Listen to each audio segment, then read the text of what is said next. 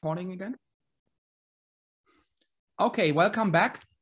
I will share my screen again first so that you can see the slides. 1 second. This is it. And now it should be in full screen. There are, I mean, I very much like how much activity is there in the chat. And I very much appreciate your questions.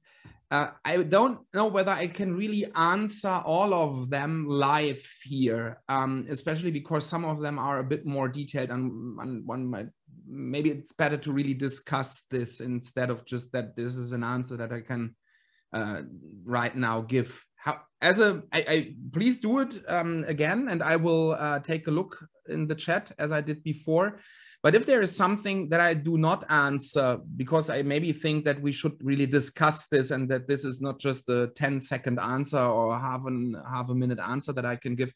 We have this Gather Town meeting maybe anyway this night. So maybe we can use this to also discuss some things that are still open at the end of the day. Okay. And then there were some comments, and thanks for them, because I made one mistake. Namely, that I said that whenever the objective functions of the leader and the follower are the same, then that this is equivalent to the high point relaxation. This is not the case. Okay, it really depends on whether the two players jointly or simultaneously decide on this objective function, or whether they do it in a hierarchical sense. Okay, so in more game theoretic terms, the question is on whether the simultaneous move game is equivalent to the hierarchical game. There are situations in which you can show that these two games are equivalent, but in general, they are not.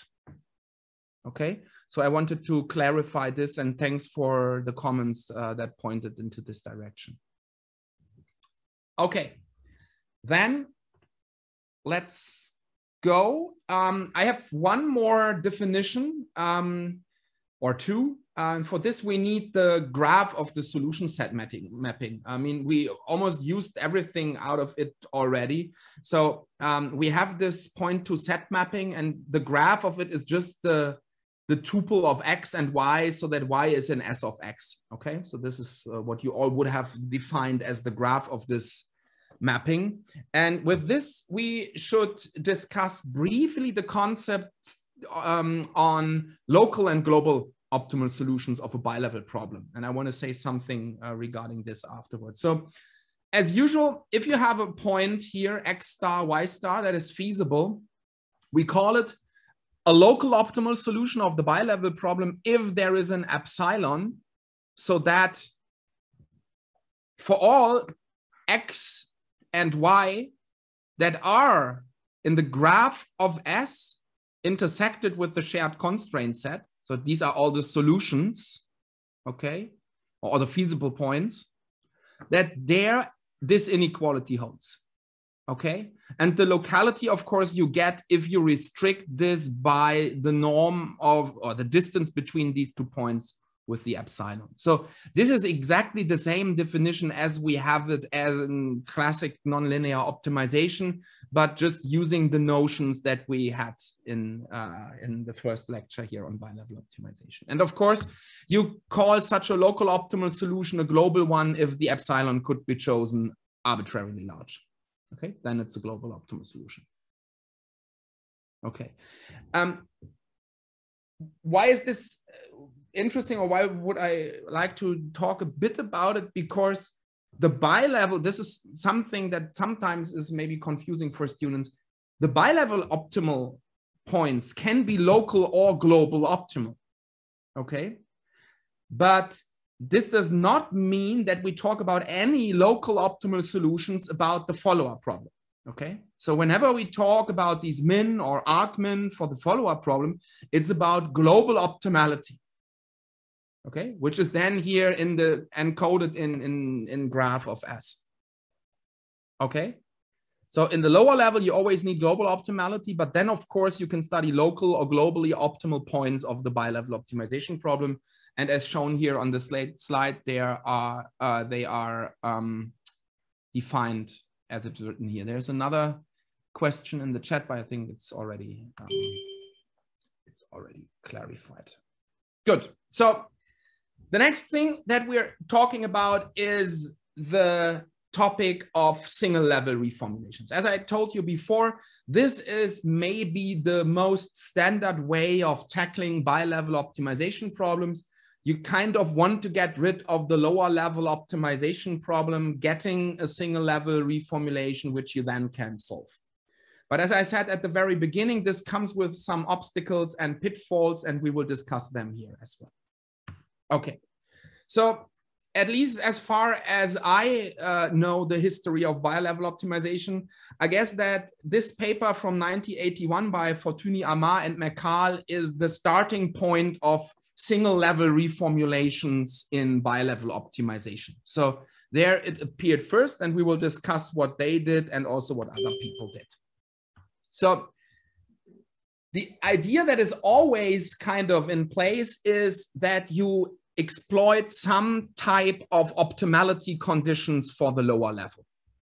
Okay, so the idea is always replace the lower level problem with its optimality conditions and hope that you can do something with the afterward obtained single level optimization problem. Okay, so the main techniques, there are 3 of them in bilevel optimization, is that you can either use the optimal value function, and I will repeat this briefly, but I already showed you this single level reformulation. And you can use the KKT conditions of the lower level, or for instance, the strong duality theorem.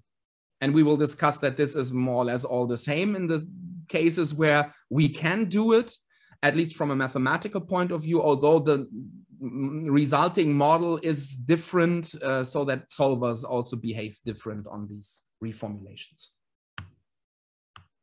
Okay, so again, this is the optimization problem that we consider. And I repeat this here because I also wanted to say that from now on, I mark the Y here. From now on, I'm considering the optimistic bilevel problem. Okay.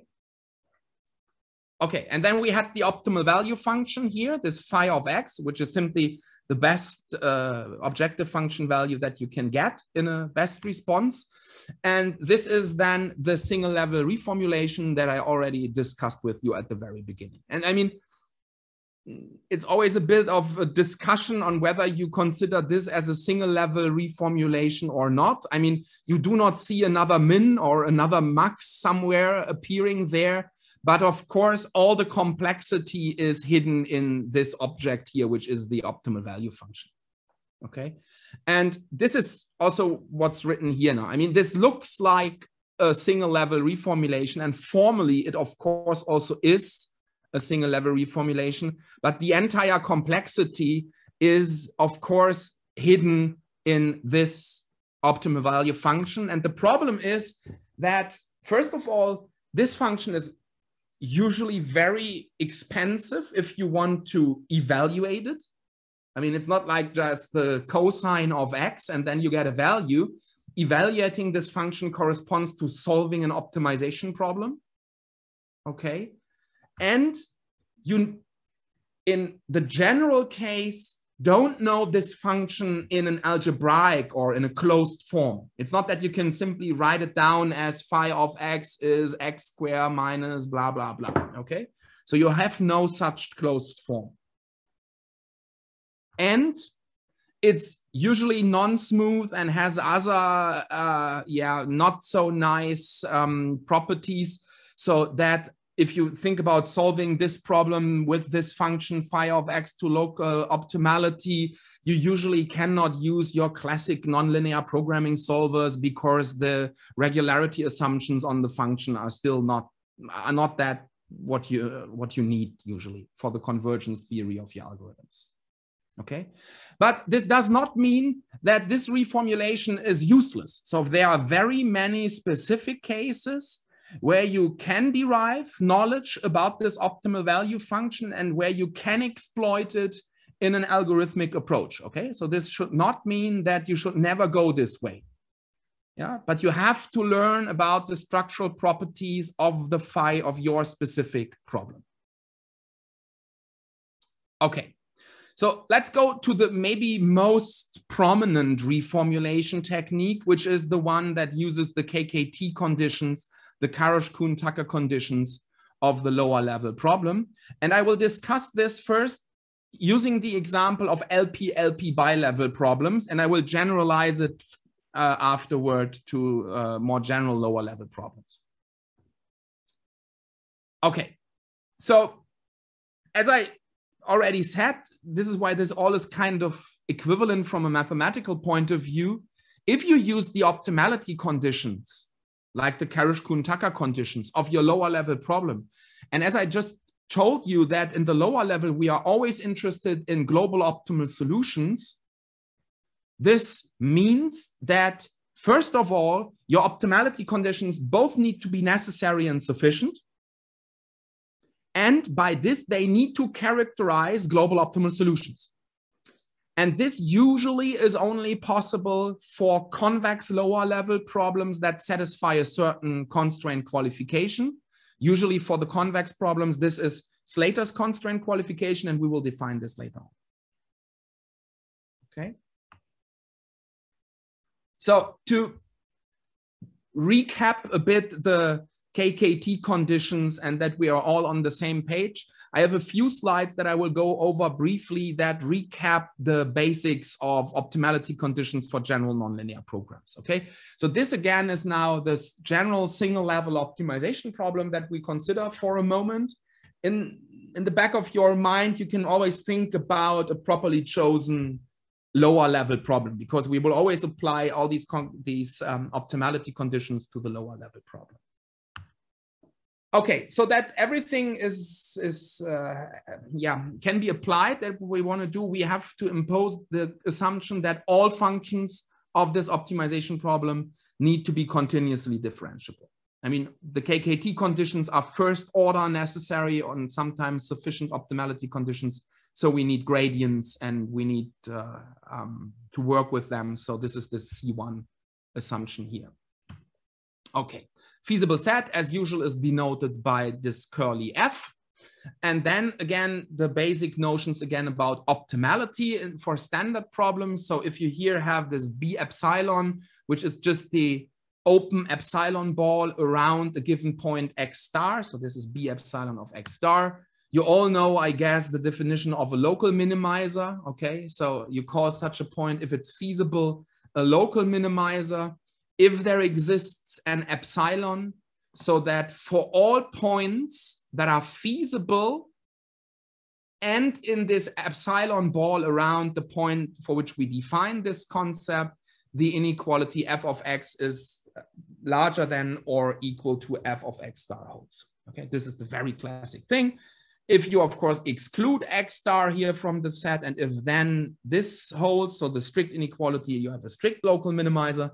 And if you just do this for an epsilon, again, arbitrary large, so you can forget about all these intersections with the open epsilon balls, then you get the notion of a global minimizer. Okay, I think this you all know. And what we also need now in order to state the optimality conditions is the active inequality set. So we also used this yesterday. And this is just the set of inequality constraints here, gi of x, so that at the given point x, the inequality is satisfied with equality.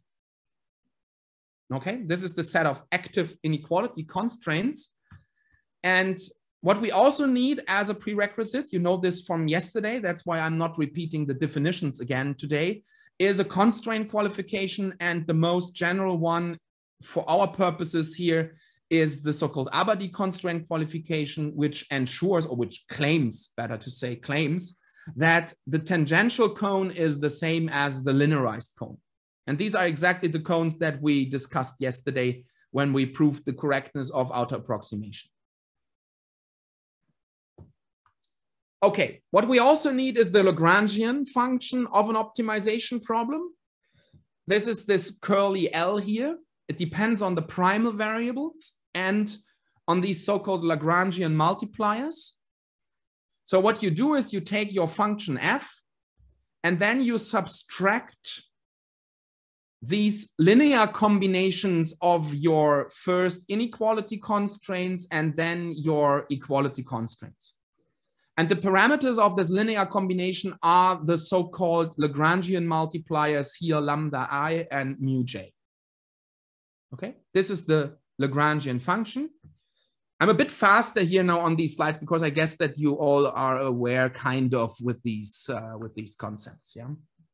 So here are the famous KKT conditions. Okay, we will deal with them a lot now in the next hour. So the first one is the so-called stationarity condition, or sometimes also called dual feasibility. You take the Lagrangian function and you take the derivative, so the gradient with respect to the primal variables. Okay, this x here.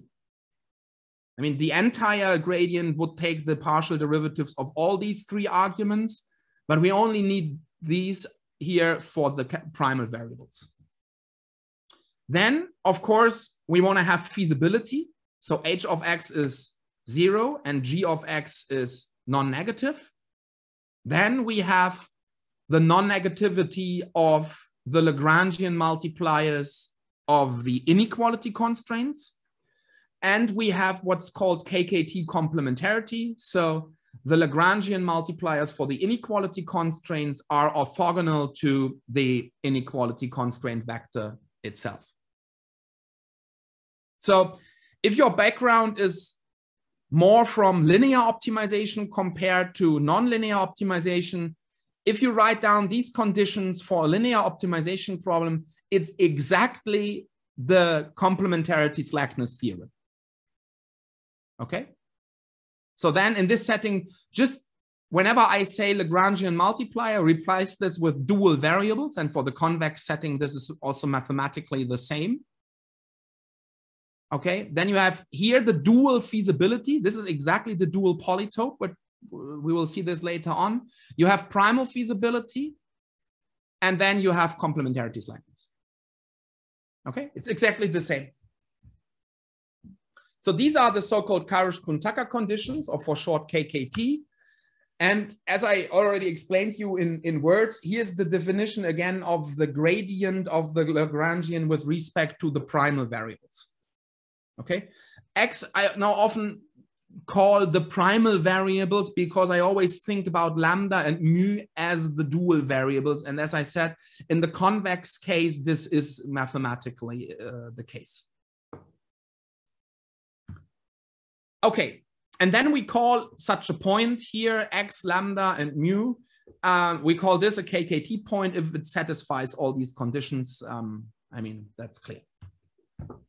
And then we have these KKT theorems, and besides the continuously differentiability of the functions, you of course first need that you are given a local minimizer, and that at that local minimizer, a constraint qualification holds, and then there exists Lagrangian multipliers so that the triple that you get, that this is a KKT point. Okay, so the problem with this Abadi constraint qualification is that, I mean, I usually call it the cheating constraint qualification because it simply claims that what you want to hold holds, right? I mean, you need for your theory that these cones are the same, and you just take the assumption that this is the case. I mean, that's why I always call, not always, but think about it as a cheating constraint qualification. Just to give you one that is for practice very relevant, also if you have a nonlinear optimization problem, which is the linear independence constraint qualification. There you take all the gradients of your inequality constraints that are active and all the gradients of your equality constraints, put them in a large matrix if this matrix has full rank. So if all these vectors are linearly independent, then we say that this so-called LICQ holds. Okay, and this is for practical purposes maybe the most handsome constraint qualification because, I mean, it's just about linear independence and you can do this on any computer. You can check this on any computer. For the convex problems that we will discuss later on, as I said, we will have a specific constraint qualification and I will discuss this when we apply it. Moreover, I mean, by the way, here's then the theorem of Karush-Kuhn-Tucker using the linear independence constraint qualification. The only thing that changed is that I replaced the A from ABBA D by Li of the LICQ. Okay, these theorems always look the same. One important point is that as I wrote this down here, this is only a necessary optimality conditions.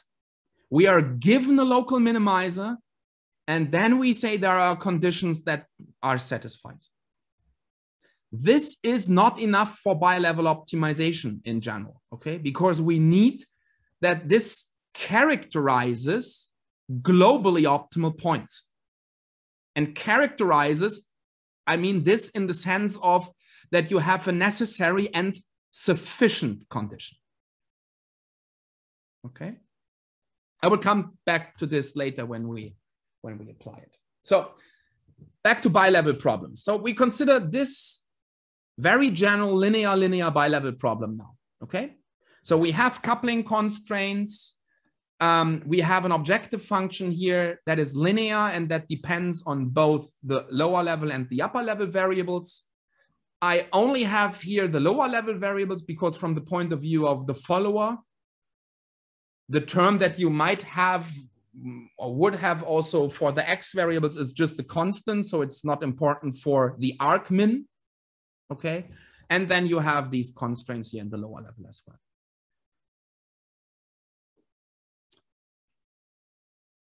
Okay, there's the question in the chat whether Alexandra is the only one without sound, but I hope that you almost all can hear me. Yes, we can hear you, Martin. Okay. But that's always the bad thing with these Zoom meetings, that you never know how many people really can or really listen and can listen. Okay, so just let me know whenever there are any technical problems that I can resolve. Okay, so this is the bilevel problem that we are going to consider, and I will not speak out all these dimensions. I mean, they are chosen so that they fit together, okay? So what we then do is we consider now this lower level problem. This, I told you this before, can be seen as this now experimentalized linear optimization problem. And for linear optimization problems, we know that since they are convex and since they do not need any constraint qualification, the KKT theorem is both sufficient and necessary for global optimal points, okay? Having linear constraints can be seen as a constraint qualification on its own if you want so, okay? I mean, you have these two cones and you get the second one by linearizing. If everything is linear, nothing will change after linearizing, so these cones are the same. That's the intuition behind. Good, so here's the Lagrangian.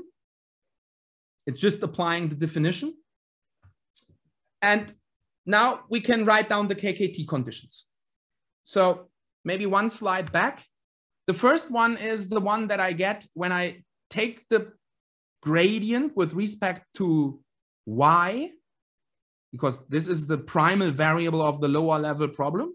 This is the variable that I'm interested in regarding the partial derivatives. So then I stay here with the d. This d gets transposed, and then I get d transpose lambda. With the minus should be equal to 0, bring it to the other side.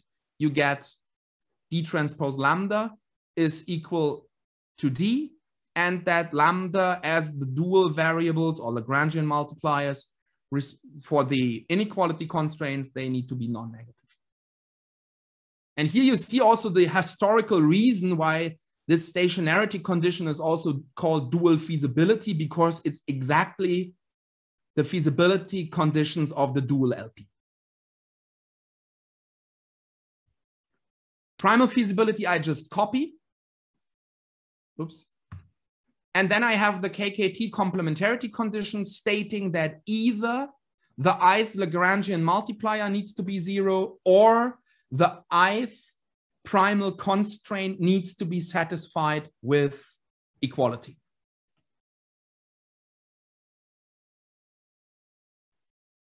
Okay.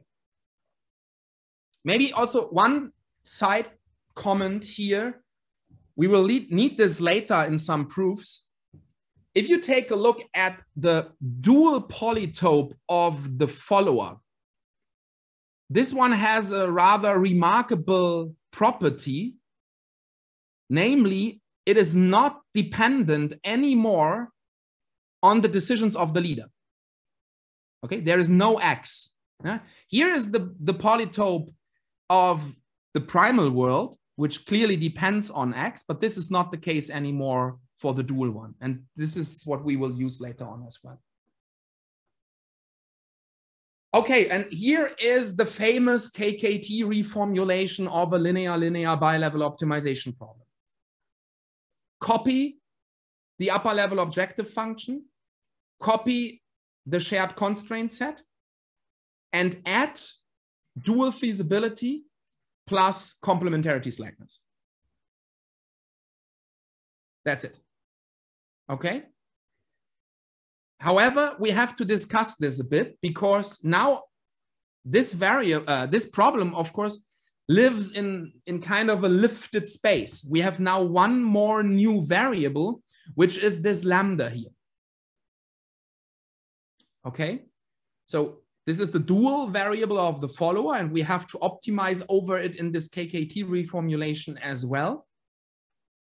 Okay, and the second comment is that if we solve this reformulation, we are now simultaneously optimizing over X, Y, and lambda, which means that every solution of this KKT reformulation always will be an optimistic one by construction.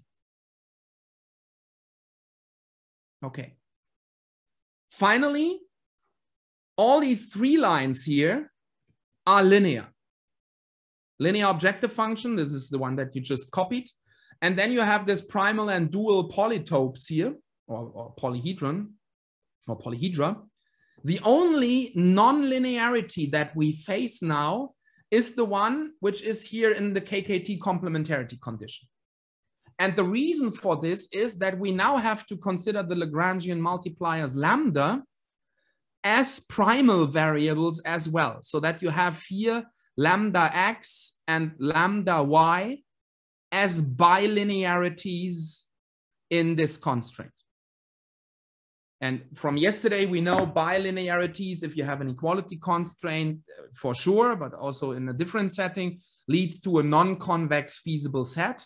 And that's where kind of the hardness is preserved in this reformulation, okay? We knew that we started with a non-convex problem, and here we see that it still is. Okay. However, and I'm not going into the details here because this is a lecture on its own, it's not even a usual NLP. The problem exactly is that you have these KKT complementarity conditions, these bilinearities, where both parts are restricted to be non-negative. This is called a complementarity constraint in general. And if you have a nonlinear program that has such constraint, then this problem is called a mathematical program with complementarity constraints, or MPCC for short. And you might think like, well, okay, but I mean, it's just a nonlinearity, so why should I care? The reason why you should care is that you can show that all the classic constraint qualifications of nonlinear optimization, like for instance, the Mangasarian-Fromowitz constraint qualification or the LICQ, are violated for all feasible points of this problem. And since there are almost no algorithms out there in the NLP world that do not use constraint qualifications in their proofs of convergence, etc., this means that you cannot simply apply an NLP solver, for instance, to solve this problem here to local optimality. I mean, you can try, but it's a pure heuristic. The usual theorems for these algorithms that guarantee you convergence in almost all cases will not be valid. You can do many, many things with these MPCCs that I will not discuss here. Also, in the context of bilevel optimization, there are many papers by Dempe, for instance, and co-authors who study regularization techniques here, but I'm not going into the details here. Okay, there's a question. Can the KKT conditions, that's a question now from the chat, can the KKT conditions be applied in where there are no coupling constraints in the lattice problem? Yes. Whether you have coupling constraints or not is for the reformulation completely independent. Let me go one slide back. Here you still have the problem. Everything which is related to the upper level problem, we just copied. We only reformulated the lower level problem. So there's no big deal with coupling constraints here.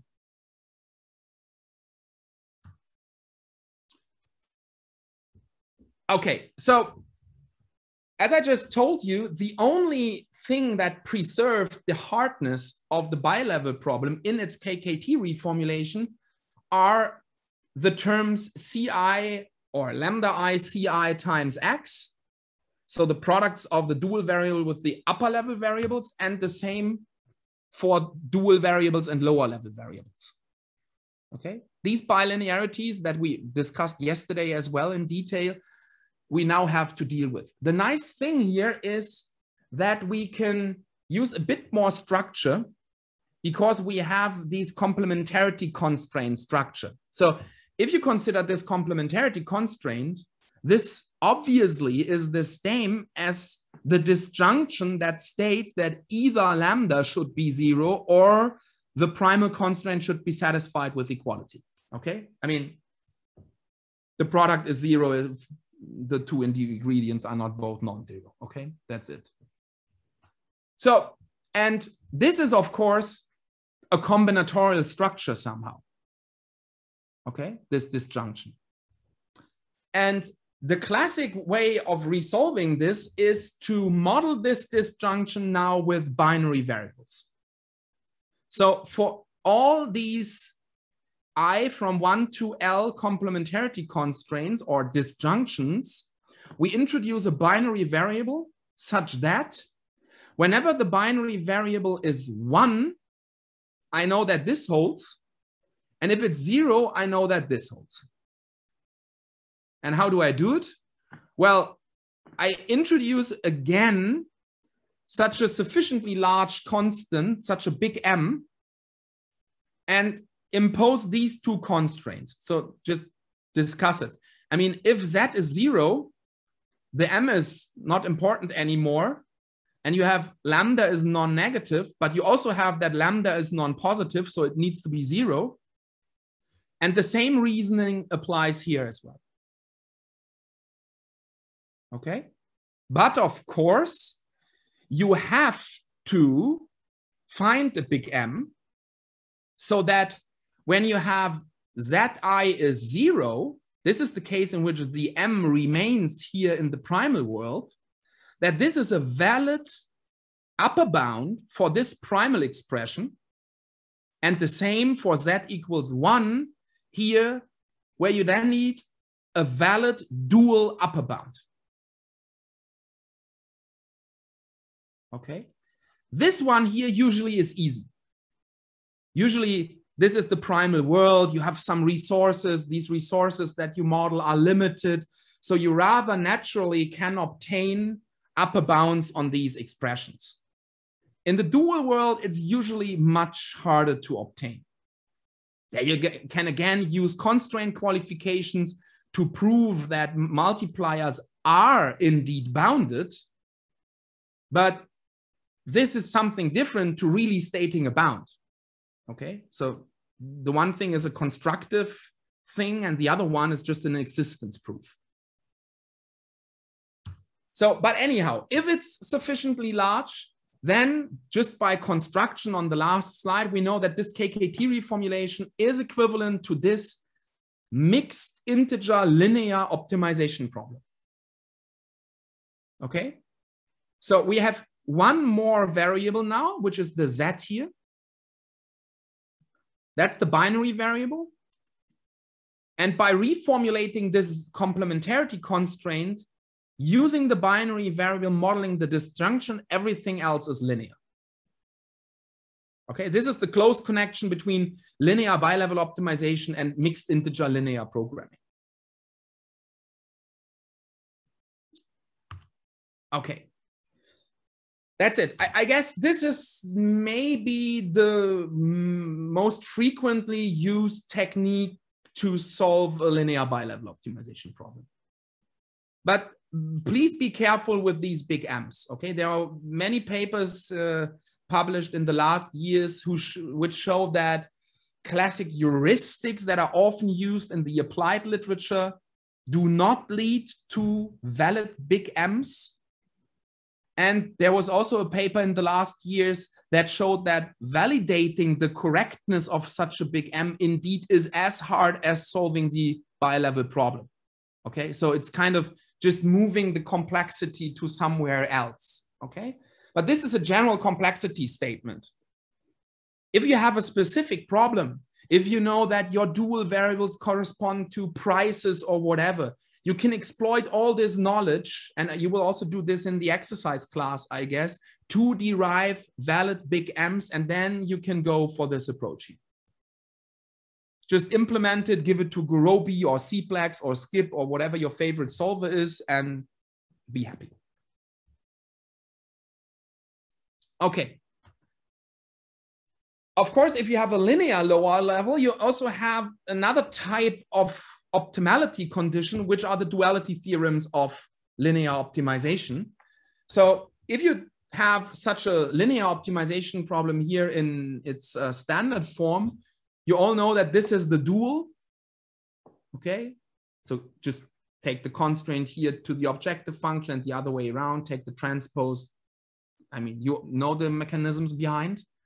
And then you have the weak duality theorem that tells you whenever you have two feasible points, X feasible for the primal world and lambda feasible for the dual problem, then you know that this inequality holds. So the part here that you are minimizing is always not less than that what you are in the dual world maximizing. And by this minimization and maximization, you're trying to close this optimality gap, which is just the difference. And then you also have the strong duality theorem. And I mean, just take maybe the second one here. So if you have both a dual and a primal optimal solution, then you know that this optimality gap is closed. I mean, I'm not going to repeat all these parts of this version of the strong duality theorem. I guess that you all know these theorems from your optimization classes. So, and this one you can use now again for reformulating your linear lower level problem. So again, this is the experimentized linear problem in the lower level. You can take the dual of it. By the way, here you again see the dual polytope, which is exactly the stationarity condition from the KKT conditions. Okay. And I mean, yes, that's the objective function. So weak duality then means that this inequality holds. The primal objective is not less than the dual objective.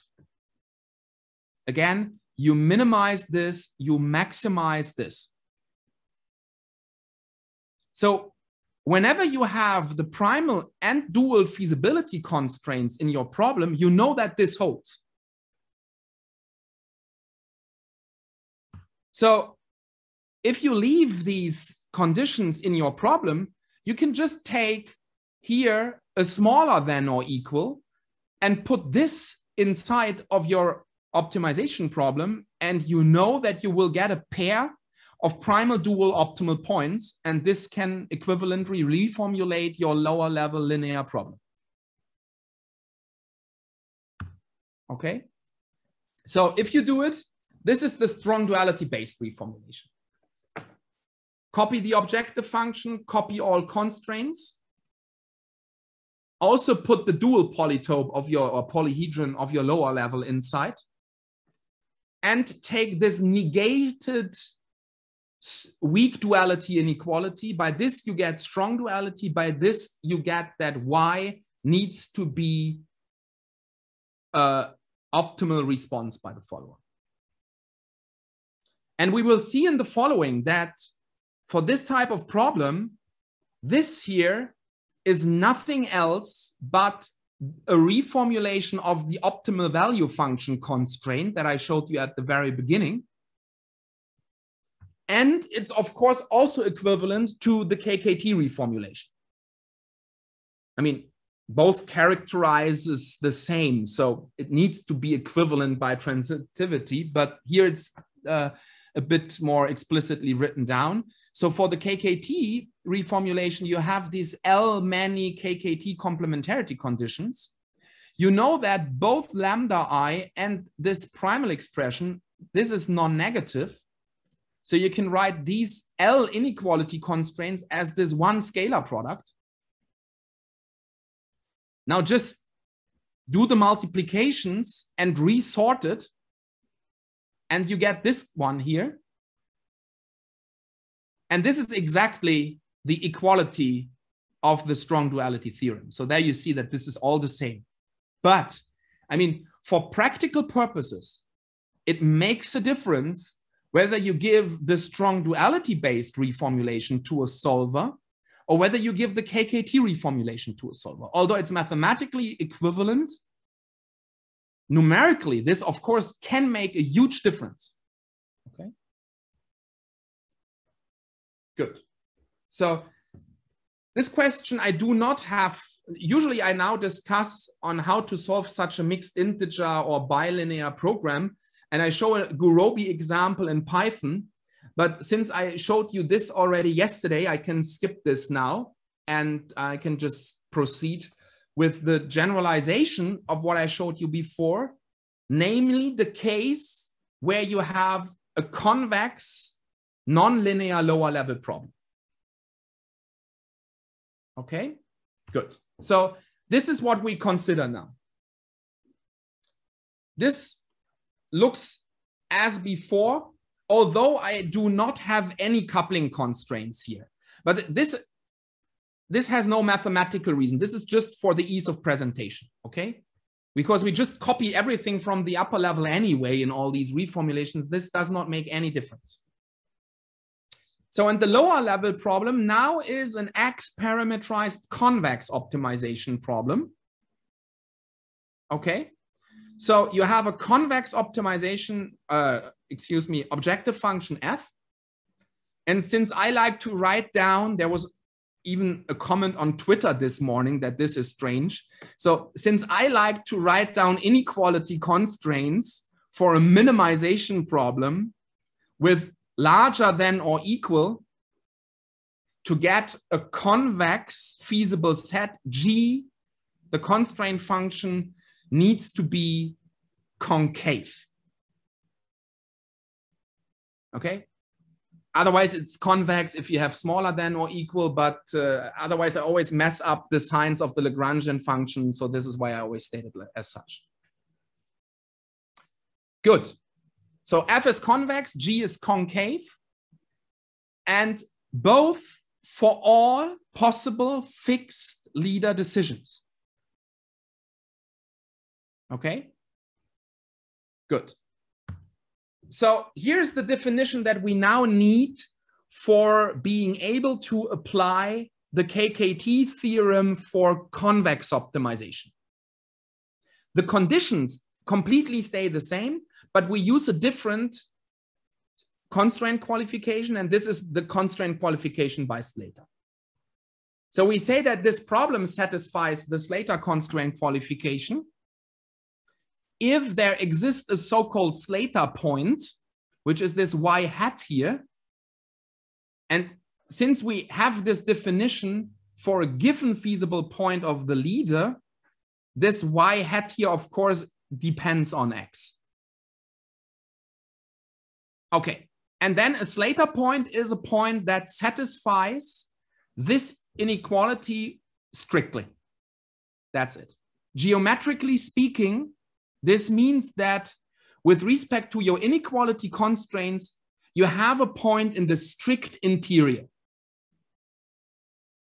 Okay?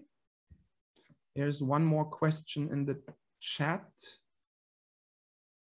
How about X, capital X? I mean, I do not claim anything about the upper level problem. Again, I only reformulate the lower level problem. So all the assumptions that I need to impose now are related to the lower level. Okay? You can also throw X away, or you can have coupling constraints here with X and Y. This does not make a difference.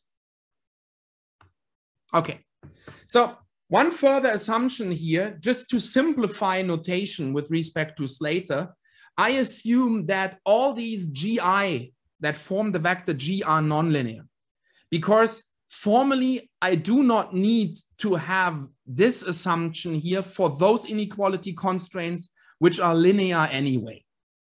If you think about these two cones, and you know that you don't have to deal with linear stuff, okay? So this is just that I do not need to make the distinction anymore.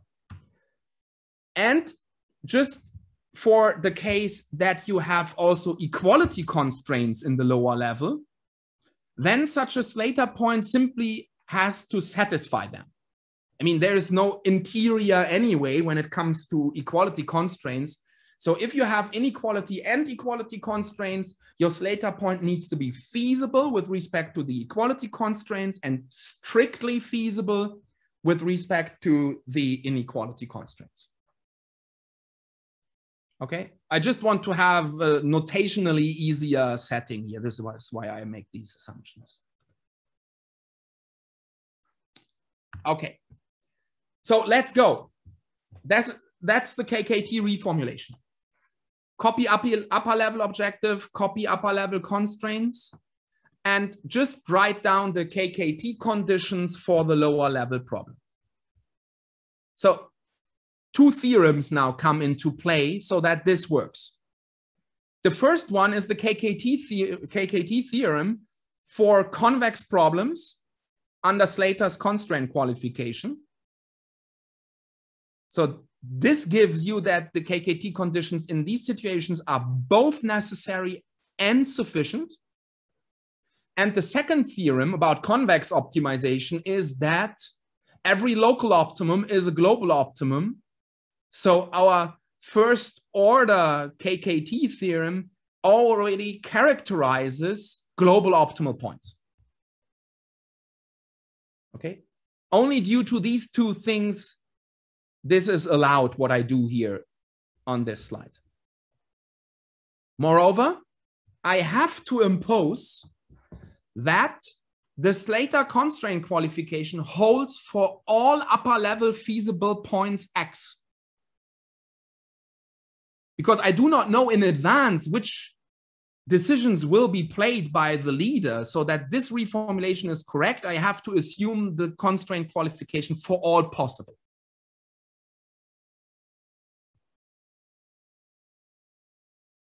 Good. So what about the equivalence of this KKT reformulation and the original bilevel problem? And I have this on my slides explicitly because I know that there are many papers, especially in the applied literature, that ignore the facts that I will explain to you in the following. And by this, there are false consequences because the people do not really solve the bilevel problem if they do not really take care about the technical details. Okay, in the linear world, everything is fine. And the reason is you need no constraint qualifications. Being linear is a constraint qualification on its own. This is not the case anymore. So we have to go the hard way and consider these constraint qualifications. So what about the equivalence of these two problems? The bilevel problem on the one hand, and the KKT reformulation, which you see here on the other hand. So this is one direction of the equivalence. I put the equivalence here in quotation marks because for both directions, I need different assumptions. So it's not really an equivalence, but I will tell you what I mean with that. So assume you have a global optimal solution of the bilevel problem, X star, Y star. Assume that the lower level problem is a convex optimization problem and that Slater is satisfied for the given X star.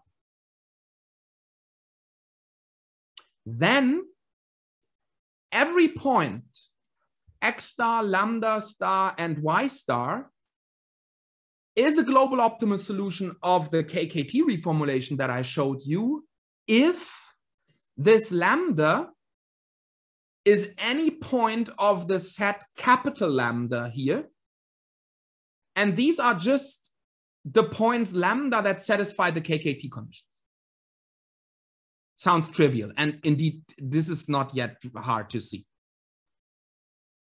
Which means that in this direction, just take any KKT feasible dual variable, and this will do the job. Okay? So the proof is very direct. I mean, it's only these 3 lines. So since the lower level problem is convex and since Slater is satisfied, we are characterizing, so it's necessary and sufficient for global optimality that the KKT conditions are satisfied. So that such a point X star, Y star is in the graph of our point to set mapping S is equivalent to lambda being in the set of KKT multipliers. That's it. So what can go wrong? I mean, I will not tell you any paper names, but I told you about applied papers where this goes wrong. So what can go wrong? I mean, nobody tells you that your lower level problem for the given bilevel solution will satisfy Slater. Here's an example. This is taken from the paper by Dempe and Dutter from 2012, where they discussed exactly this equivalence of the KKT reformulation and the bilevel problem. That's a very nice paper. And the counter examples really make clear, at least in my opinion, that these guys are very smart guys. I mean, you can understand these counter examples, but to find them on your own, I think this was a good job. Yeah. So this is the lower level problem. We minimize Y1. We have 2 variables in the lower level problem and 2 constraints. And we have this upper level decision X here on the right-hand side. So for instance, if X is equal to 1, you get these 2 parabolas. The one is shifted exactly by this X here, and they go into different directions. So for X equals 1, you get this marked set here as the feasible set. For X equals 1, everything is nice because this feasible set satisfies Slater. Of course, there's a point in the strict interior. But what happens if you go from X equals 1 to X equals 0? That means you move up this parabola so that it only has the intersection point Y1 and Y2 with the other parabola. That's the crucial situation. So if X is equal to 1, I mean, this was clear now by the picture, but I mean, you can also just compute the feasible point. The only one that is then existing is 0, 0. I mean, and if you only have one feasible point, Slater is lost immediately because then there cannot be an interior. So the Slater constraint qualification now is violated. However, if X is not 0, you can also compute the optimal reaction. I mean, it's just, let me go back here. It's always this point here. You minimize Y1? Yes, this statement was correct. It's always this point here. And I mean, you can do the algebra and then you find out that this is the optimal point. Okay. So what about the Lagrangian multipliers? For all the points that are strictly positive, you get this formula for the Lagrangian multipliers. Again, just trust me or trust the paper. This is what you get if you do the computations. And you already see that if you simply try to plug in x equals 0 here, you're in trouble, right? You divide by 0. So it feels like for x equals 0, there is no Lagrangian multiplier. And this is also exactly what the KKT theorem is telling you. If and only if in this convex setting with all the assumptions, there is a Lagrangian multiplier if you have a constraint qualification. So for the case that x equals 0, you have no KKT point. Okay? The reason is just that Slater is violated. So no Lagrangian multiplier exists for this case. This is what we have shown. So, okay, anyway, is this a big deal? Yes. So now take this upper level problem. I mean, this is super simple. You minimize x, x is larger, is not negative. So, I mean, the optimal solution is 0 for the upper level player. And we know that then in the bilevel optimization problem, the optimal reaction is y equals 0, 0. The objective function then is, of course, 0. There's no problem at all in the world of the bilevel problem. Everything goes through smoothly. However, if you take a look at the lower level problem, if you take the Lagrangian, if you write down the stationarity conditions, I mean, we do not have to discuss the algebra. You can do the computation. You hopefully will see that it is correct what's written here on the slides. You get this KKT reformulation. So the problem now is, by construction, every sequence that you can construct, which is x, y of x, and lambda of x, with the formulas for y of x and lambda of x that I showed you, is feasible for this problem for every x that is positive. So now take the limit for x goes from something positive to 0. Then you know that this problem will not have a solution in the limit. Why? Because, I mean, this will converge to x is 0 and y is 0, 0. But in the limit, there is no lambda that satisfies the remaining KKT conditions that are written here in the constraints. So the take-home message is, you have a bilevel problem. You have a global optimal solution. In the world of the bilevel problem, everything is nice. Uniquely determined existence, whatever you want.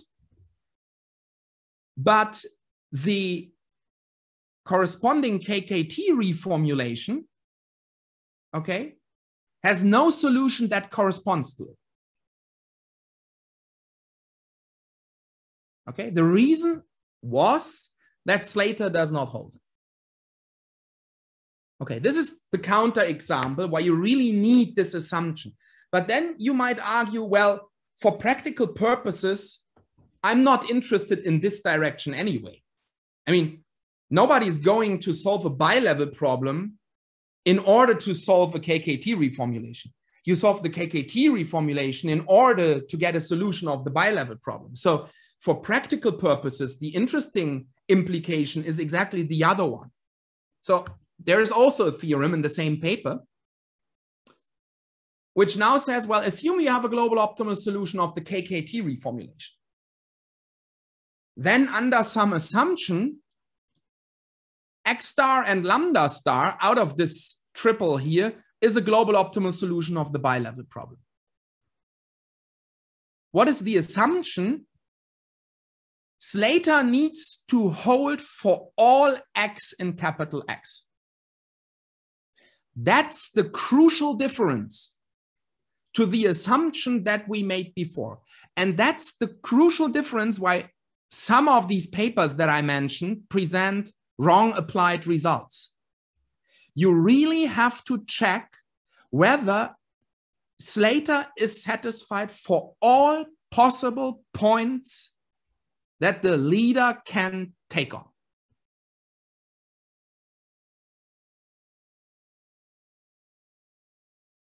Okay, if you do not check for this, you do not know whether your KKT solution has anything to do with the bilevel solution.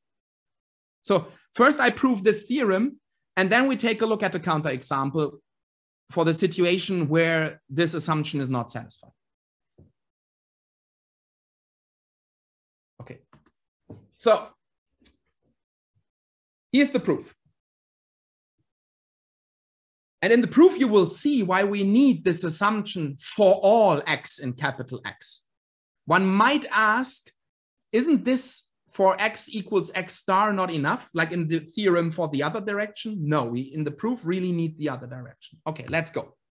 So suppose that your triple x star, lambda star, y star is a global optimal solution of your KKT reformulation. This immediately implies that the set of Lagrangian multipliers is non-empty. I mean, take lambda star.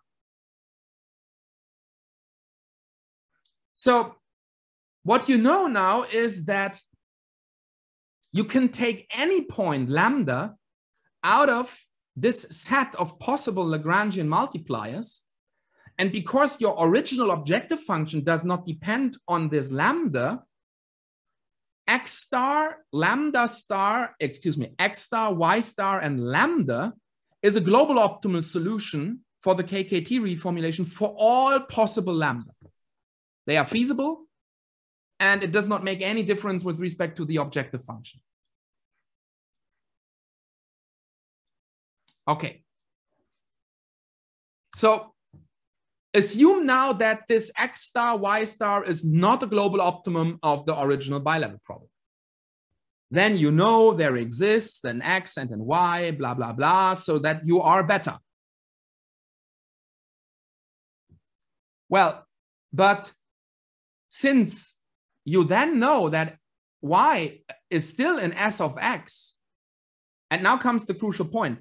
Since you know that Slater is satisfied for all points x in capital X, you know that there is a Lagrangian multiplier so that the KKT conditions are satisfied for x, y, and lambda.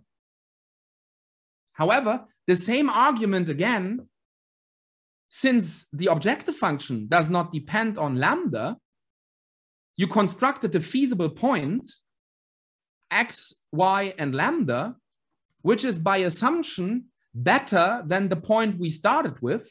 But this cannot be the case because, I mean, x star, y star, and lambda star was assumed to be a global optimum. That's the contradiction. The crucial part of the proof is that in order to make the proof work, if we set up the contradiction assumption here, we have to have Slater for all the x, so to be sure that also for this particular x, I get these KKT conditions.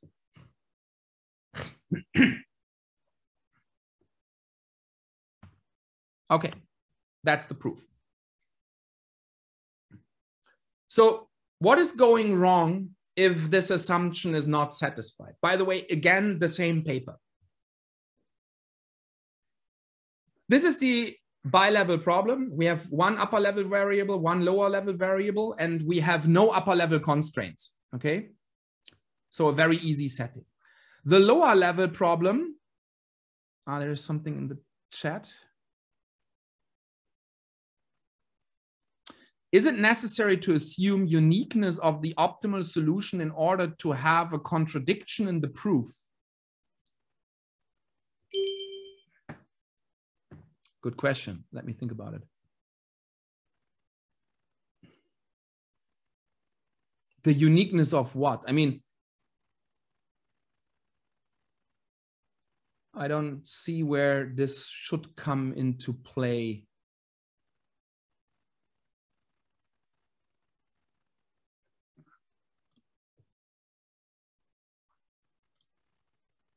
No, of lambda. No, you don't need it for lambda. It's just like that Slater gives you that for this pair X and Y from your contradiction assumption, that for this you have Lagrangian multipliers. They do not need to be unique.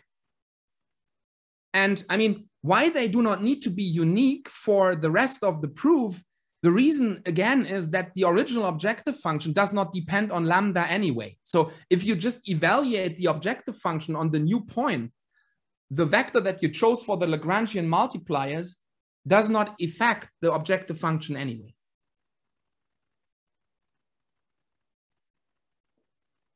Okay, so the counterexample.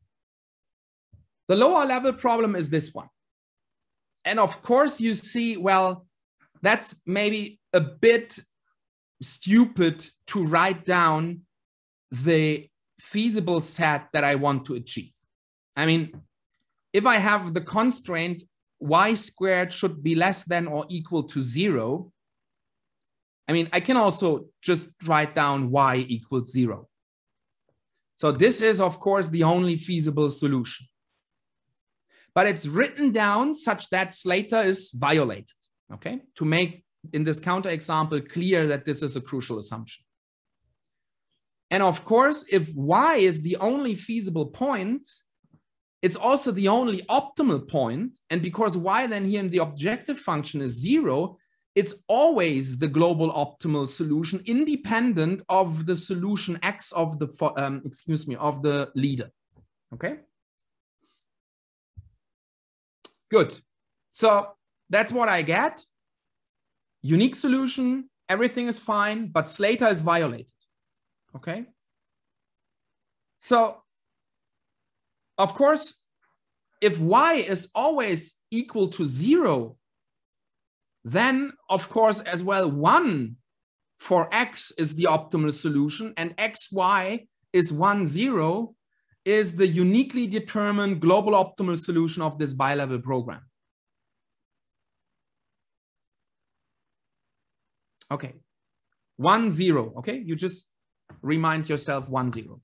This is the KKT reformulation. Just trust me that this is correct. What happens here? This guy tells you again, y should be 0. Okay? If y is 0, this term vanishes, and this implies that x also always has to be 0. And this means that lambda, if it's not negative, is completely arbitrary. So all the solutions of the KKT reformulation are of the form 0, 0, lambda, and lambda is arbitrary. Okay? But, I mean, none of these points, 0, 0, lambda, have anything to do with the bilevel optimal point 1, 0. So you can solve the KKT reformulation, but it has nothing to do with the bilevel program. Really nothing. There's no point that kind of coincides between the solutions. Okay? So if you're writing a policy report paper on energy markets and then you go to, I don't know, Macron or Angela Merkel to give him or her your opinion afterward, check the constraint qualification, okay? Just to make sure that the solution that you get really has something to do with what you wanted to compute at the very beginning. Okay?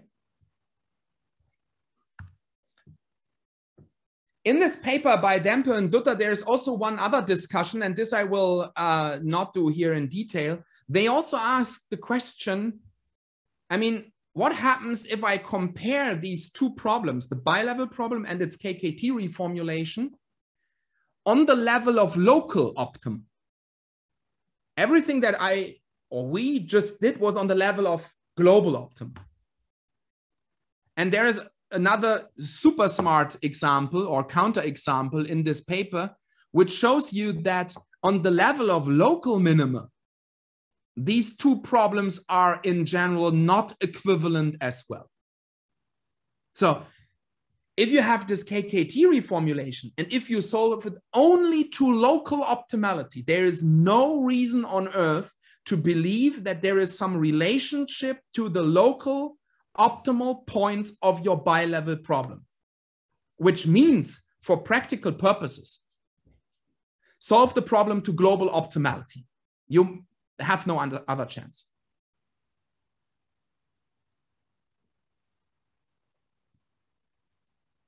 Good. I think I have 15 minutes left. So the theoretical part maybe is, this lecture goes to 12:30, right? Otherwise, please, somebody correct me. Okay, good.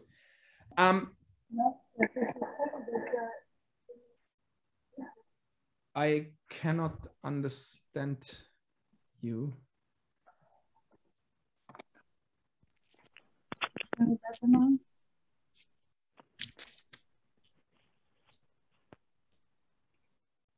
Ivana?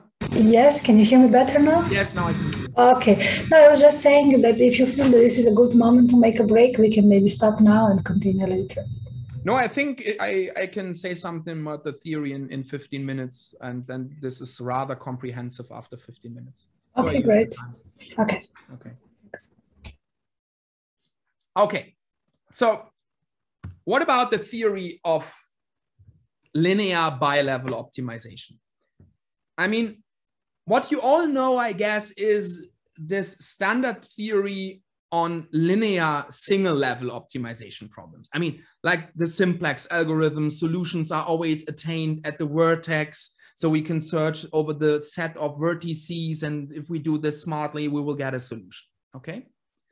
Something similar, not exactly the same, is true for linear bilevel optimization. Okay. So, and this is what we are going to derive now in what follows. And we do this for a slightly simplified setting. I do not consider coupling constraints now. Okay. You can write down more general theorems compared to what I will do, but it will also be exactly the set of conditions that I will later on impose for the algorithms that we do. So from a didactic point, I think this is better, but you can also do it for coupling constraints. But now, know why in the upper level constraint. Okay. What we avoid with this are all these technical difficulties that we get because we then might get disconnected feasible sets. You can deal with it, but it's a bit more technical. Good. So let's start. The first theorem that we are going to prove now is the following. So here are our assumptions. Suppose that our best response of the follower is always unique. So this set S of X is a singleton for all X in the projection of the shared constraint set onto the leader decisions. Moreover, the shared constraint set itself should be non-empty and bounded. Good. So then the statement is that you can write down the bilevel feasible set as the intersection of the shared constraint set and the properly chosen piecewise linear equality constraint. And this piecewise linear constraint does not intersect somewhere in the polyhedron of the shared constraint set, but it intersects exactly such that the bilevel feasible set is a union of the faces of the shared constraint set. And by the way, This shouldn't be surprising for you. If you think back to all the LP examples that I showed you before, it was always the case that the bilevel feasible set was the union of faces of the shared constraint set. Okay? So this is what we are going to prove now. So this is the bilevel feasible set as we defined it. X and Y, so that they satisfy the shared constraint set, and Y should be an optimal response. Okay, let's make this a bit more explicit in the way that I write down, I just copy the shared constraint set here.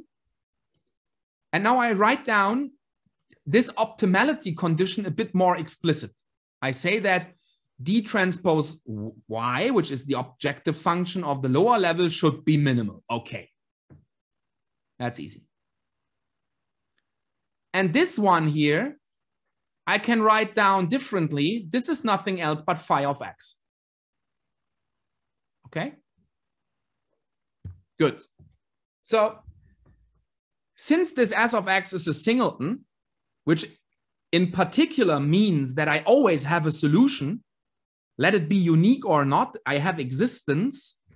The function, which is here the optimal value function, phi of X, is a well-defined function.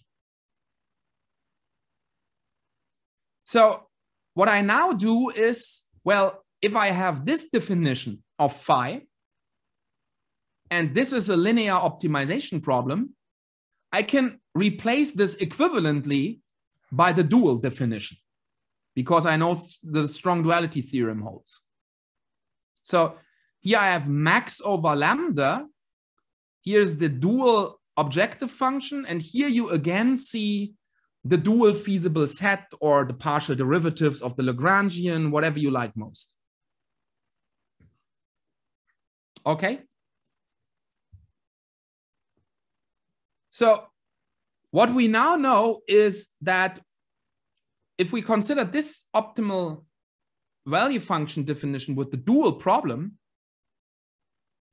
by standard theory of linear optimization, I know that a solution of this problem will be attained at one of the vertices. It might be on a face, but then it's also on a vertex, okay? So I can only consider the vertices. And now I promised you that we will use this nice fact that the dual polyhedron of the follower does not depend on the decision of the leader anymore. Now comes this moment, okay?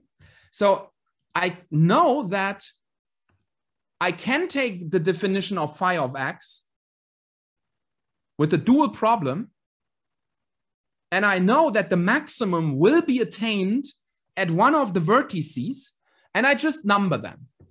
Lambda 1 to lambda S should be the S vertices of this dual polyhedron. By the way, it's a hard problem to compute them all. But I know that it exists and it's finite, and I can state it as such in a proof. So I can again rewrite my definition of phi such that I now take only the maximum, and here I now only vary lambda over this discrete set of vertices. And now we are almost done. Because what you have here is the maximum of finitely many linear functions.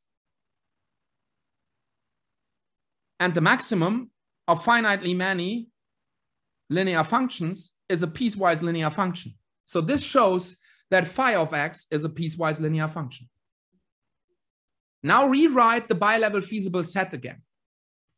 It's the shared constraint set and this equality constraint.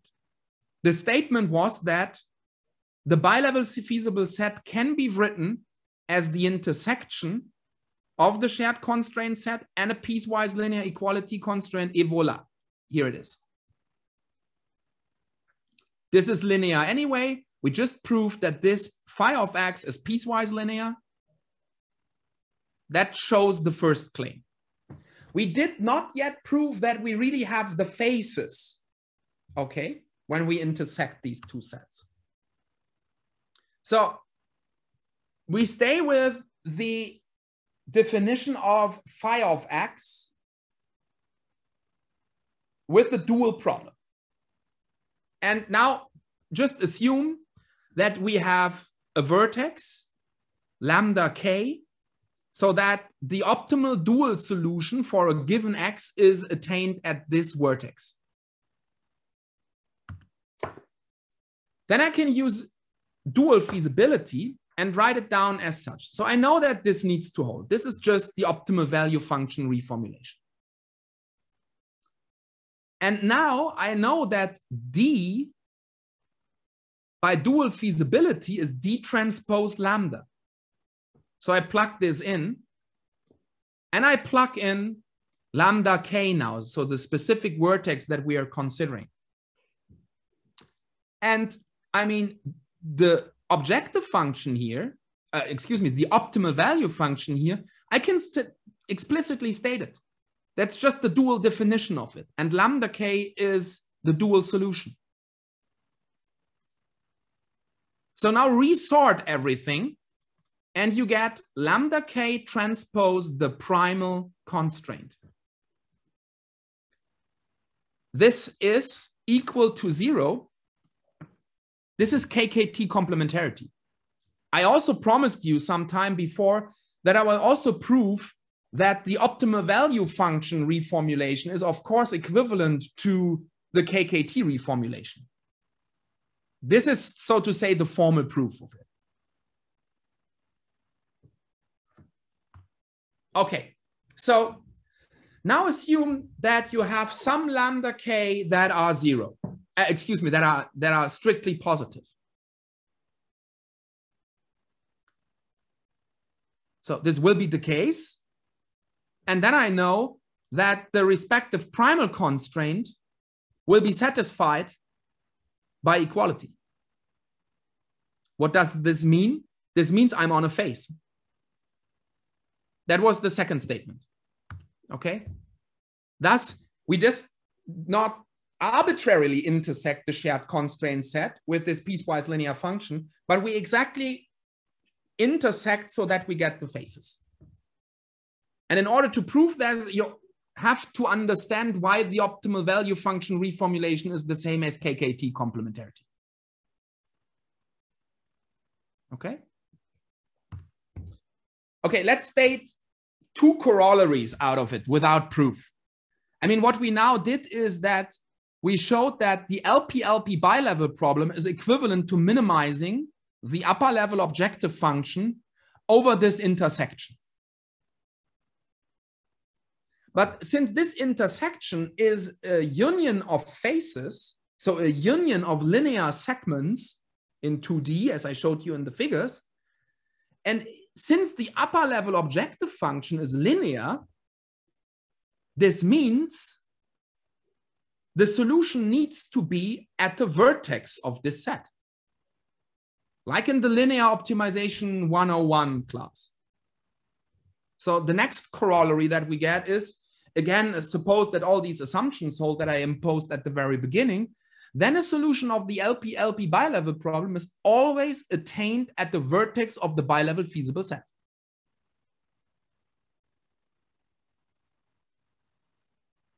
And again, this shouldn't be a surprise. If you just go back to the slides where I showed you all these tiny academic examples, this was always the case. We were always at the vertex of this union of facets.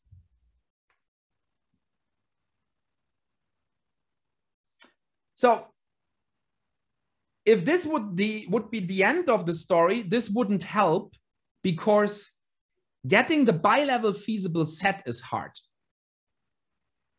Because bilevel feasibility already contains optimality of another problem. So in order to set up an algorithm, it would be nice to get rid kind of this bilevel feasible set. And that's what the next theorem is about. You do not only know that a solution of the LP-LP bilevel problem is attained at a vertex of the bilevel feasible set, but also at the vertex of the shared constraint set. Again, think back to the figures. It was always the case. So, and before we prove this, maybe as the last thing that we have to prove now in this lecture, what does it mean? It means you can do something like the simplex algorithm. Take a vertex of the high point relaxation. Check whether this vertex is a pair of points x and y, so that y is an optimal answer to x. If this is the case, you are bilevel feasible. If not, just go to another vertex of the high point relaxation. Check again, best response. If not, go to another vertex. So this is then the LP bilevel simplex method, if you want so. It's not named as such. It's named the kth best algorithm, okay? But this is the immediate consequence out of this theorem. Okay, let's prove it. That's the last thing that we are going to do for this session. So assume you have the distinct vertices of the shared constraint set. So x1, y1 to xr, yr. This is a convex polyhedron. So every point can be written as a convex combination of these points. So what we do here is we take our solution and write down a convex combination of the vertices of the shared constraint set. Here are the conditions that this is a convex combination, okay? Good. So what we know from the last proof is that the optimal value function is convex. The maximum of linear functions is a convex piecewise linear function, and it's continuous.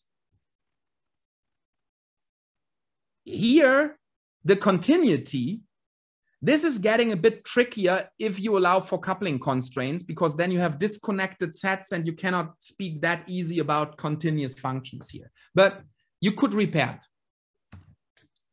Okay, so we know that x star, y star is a bilevel feasible point, and it's a solution. So we know that the optimal value function constraint of the reformulation is satisfied with equality. Now plug in the convex combinations for y star and for x star, and you get this. This here is a linear expression, so I can just take out the alpha I and take in the d, and this is equal to this one. And for the phi function, it's not equal, but I have this estimation because I just mentioned that phi is a convex function. So this inequality I get by using the convexity of phi. Okay, just rewrite it, and then you get this one. This is interesting. Here you have the convex combination of the optimality conditions using the optimal value function. So whenever this one here in parentheses is 0, this means that the vertex xi, yi of the high point relaxation is bilevel feasible. In general, this does not hold because you know that phi of xi is the minimum of this optimization problem. Oops. And this is smaller than or equal d transpose yi. So we have this inequality, which means, oh, what's going on here? That this one here is non-negative. And this one as a convex combination parameter is non-negative as well. So assume now that you have an alpha I, a convex combination parameter that is strictly positive. I'm going back to the last slide. Then this one has to be 0, because otherwise we have a contradiction that 0 is strictly larger than 0. So whenever you have a convex combination parameter that is strictly 0, you know that the vertex of your shared constraint set is optimal, which is encoded in what I marked here.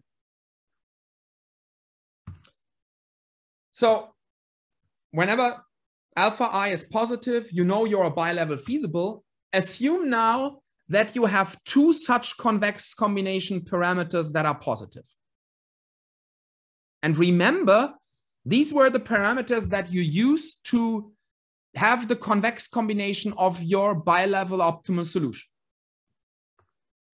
But this would mean that both xi, yi is bilevel feasible and xj, yj is bilevel feasible as well. And this would mean that you wrote your bilevel solution as a proper convex combination of two bilevel feasible points. But the last corollary showed us that this is a vertex. So this cannot be the case. Okay?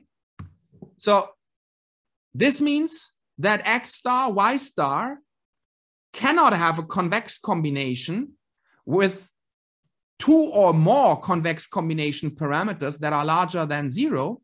And this means that this is a vertex itself. And this is what we wanted to show. And here, I think I can stop. And then we go to the algorithmic section in the afternoon session. Okay? Good. I stop here. Thanks a lot, Martin. I suggest that we keep the session going. So I don't know, Zachary or Ibrahim, if you're there. So please leave the session. Do not close it. So that the participants can still pose the questions during the lunch break in the chat, and so that Martin can also take a time to answer to these questions.